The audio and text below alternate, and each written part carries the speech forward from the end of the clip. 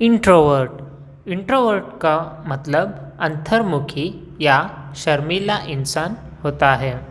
A person who tends to shrink from social contracts and to become preoccupied with their own thoughts, यानी एक व्यक्ति जो सामाजिक संपर्कों से सिकुड़ जाता है और अपने स्वयं के विचारों में व्यस्त हो जाता है, उसे हम इंट्रोवर्ट कहते हैं।